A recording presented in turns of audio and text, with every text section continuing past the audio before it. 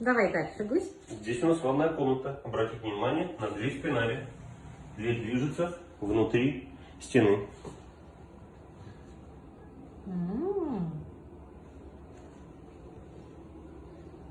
И тут ее нет.